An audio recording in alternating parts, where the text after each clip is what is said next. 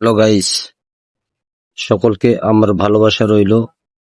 ভালোবেসে সবাই আমরা একসঙ্গে এগিয়ে যেতে চাই।